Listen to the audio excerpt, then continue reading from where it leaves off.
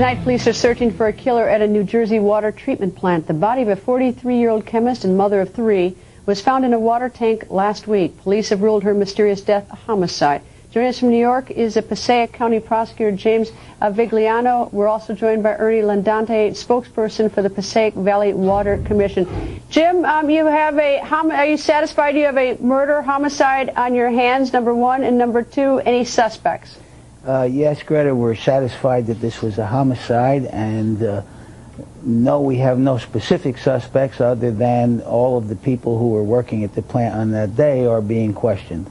Jim, tell me, what are the facts giving rise to your suspicion? Tell me a little bit about the victim and what the circumstances of death are. Well, the victim was a senior chemist at the facility who was doing calibration of instruments in a tunnel which is in the basement of a rather large building, and underneath the basement are subterranean water tanks. There are openings in these tunnels that are roughly 4 feet by 4 feet. They're spaced about every 75 feet apart.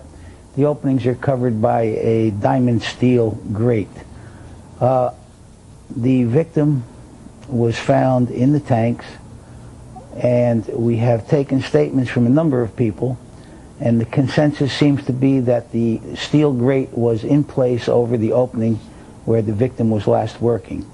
Additionally, the medical examiner who conducted the autopsy and his 5 co-medical examiners at the regional medical center, based on their autopsy, have determined that this was a homicide.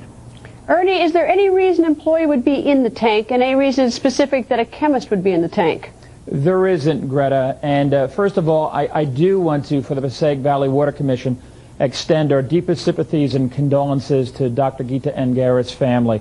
This is a trying and traumatic time for them. Our thoughts and our prayers are with her family at this time. There is no reason for Dr. Angara to have even gotten wet in her job there. It was strictly to calibrate these instruments, which are connected to as many as 130 online monitors that are all around the facility to check basic water quality.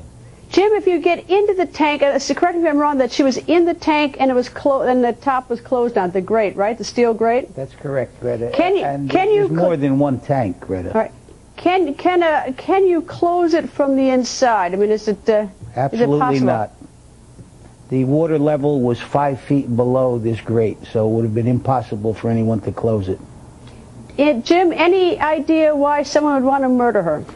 No, that's the big problem in the case. In our detectives working on it, is that there's no readily apparent motive in this case.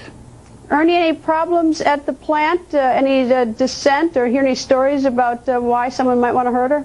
None whatsoever. As a matter of fact, Dr. Angara was a model employee, respected by her peers and her co-workers. It's a mystery to us how this could have happened to Dr. Angara, and we're working very closely with the prosecutor's office to find the answers that we all want to have.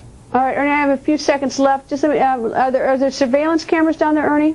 There are cameras in the facility. There are not cameras there. There are many physical barriers and security processes in place, from patrol cars, the lights, cameras at the facility, as well as a manned front gate 24 hours a day. Down there is not a camera. All right, Jim, Ernie, thank you both. Hope we get this one solved.